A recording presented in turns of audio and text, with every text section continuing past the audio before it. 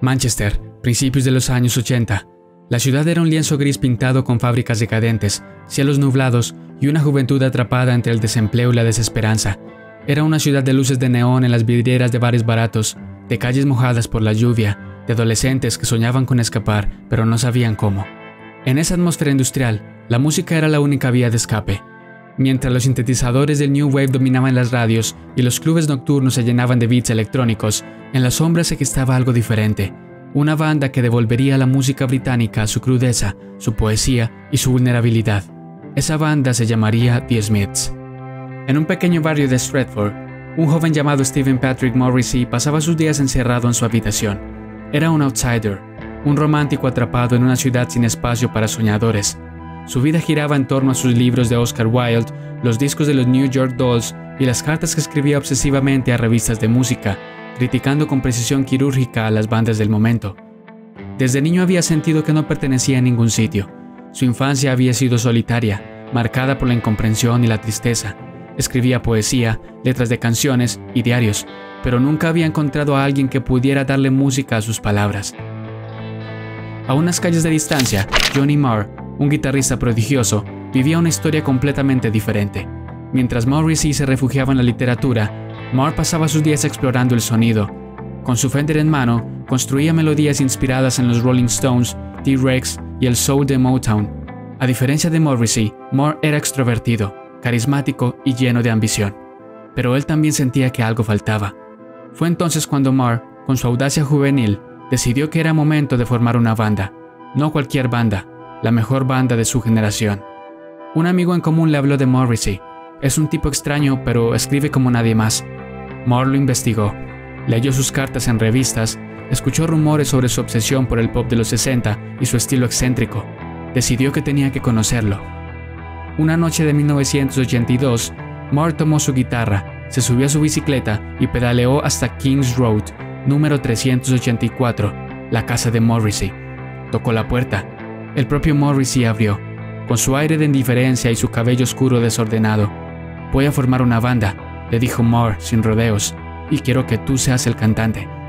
Morrissey lo miró en silencio. En su rostro no había emoción, pero algo en su mente se encendió. Tal vez después de tanto esperar, este era su momento. Y así, con una sola frase y con un apretón de manos, The Smiths comenzaron a existir. Morrissey y Marr tenían la base, pero necesitaban completar la alineación. Marr llamó a su viejo amigo Andy Rourke, un bajista talentoso con una inclinación por el funk y el rock clásico. Para la batería, reclutaron a Mike Joyce, quien venía del punk y tenía un estilo directo y contundente. Desde el primer ensayo, quedó claro que había magia en el aire. Las canciones surgían de la nada. Marr traía una melodía, Morrissey sacaba una de sus letras y en cuestión de minutos tenían un himno. No se parecía a nada que sonara en la radio. Eran crudos, poéticos, melancólicos y brillantes. Ahora solo necesitaban un nombre. Morrissey lo propuso: The Smiths. Es un nombre común, ordinario, dijo, como la gente común, como nosotros. Así nació la banda que hablaría por todos los que nunca se habían sentido escuchados. En 1983 lanzaron su primer sencillo, Hand in Glove. No fue un gran éxito comercial, pero captó la atención de la BBC Radio, donde el legendario DJ John Peel comenzó a pasar la canción una y otra vez.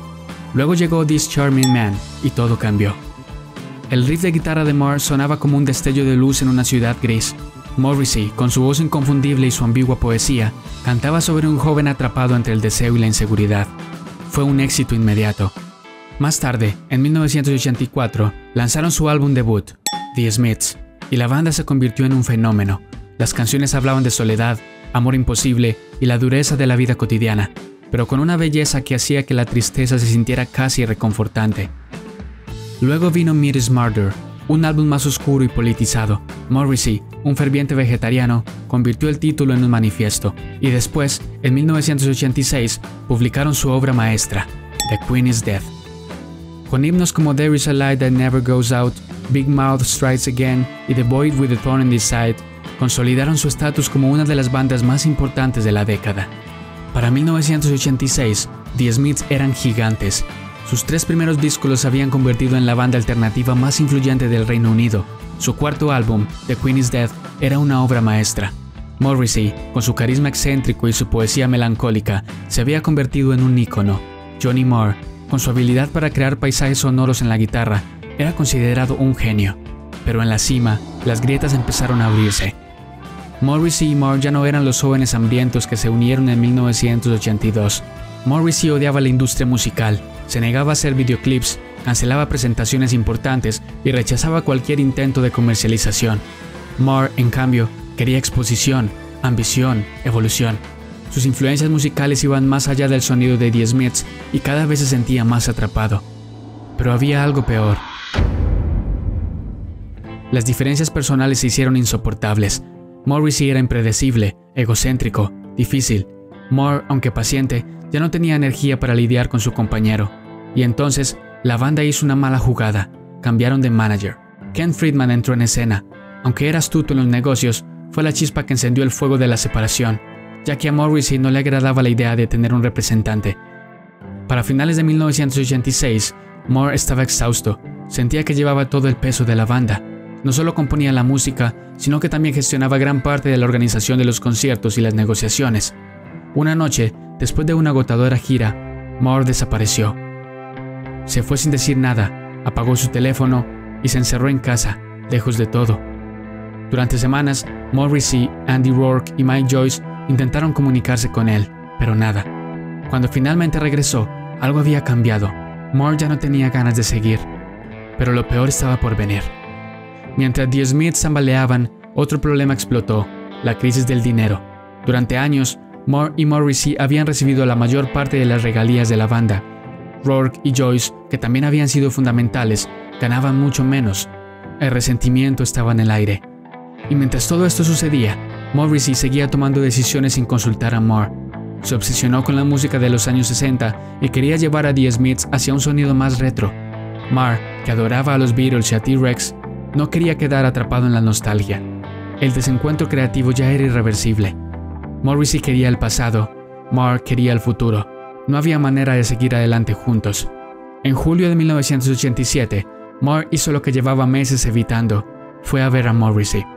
En su casa en Manchester, los dos se sentaron frente a frente, en silencio. El ambiente era tenso. Ya no eran amigos, ni siquiera compañeros. Eran dos hombres que sabían que su historia estaba por terminar. Marr tomó aire y habló primero. No puedo seguir con esto. Morrissey bajó la mirada. Quizás esperaba escuchar esas palabras, pero eso no las hacía menos dolorosas. No hubo gritos, no hubo drama, solo un silencio insoportable, y finalmente un adiós. Poco después, Marr hizo oficial su salida. The Smiths habían muerto. En septiembre de 1987 salió Strange Ways, Here We Come, su último álbum. Morrissey lo consideró su mejor trabajo, pero no importaba, la banda ya no existía. Años después, la herida se hizo aún más profunda cuando Rourke y Joyce demandaron a Morrissey y Marr por las regalías perdidas. El juicio fue un desastre. Morrissey se mostró frío y distante, mientras Joyce, furioso, ganó el caso. Se llevó una gran suma de dinero, pero la amistad entre los cuatro quedó completamente destruida.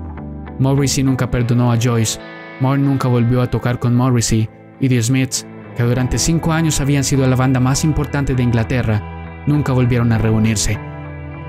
Nunca hubo reunión, nunca hubo segundas oportunidades. Morrissey siguió en solitario, con éxito, pero sin la chispa de Marr. Marr se convirtió en un guitarrista de culto, trabajando con otros artistas. Los años pasaron, pero la música de The Smiths nunca desapareció. Cada generación de jóvenes solitarios, soñadores y desencantados encontró refugio en sus canciones. The Smiths fueron una estrella fugaz.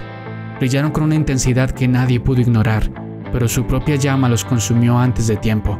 Sin embargo, su luz nunca se apagó del todo, porque en algún rincón del mundo, en una habitación oscura o en una noche de lluvia, sigue sonando There is a light that never goes out, recordándonos que la tristeza nunca sonó tan hermosa.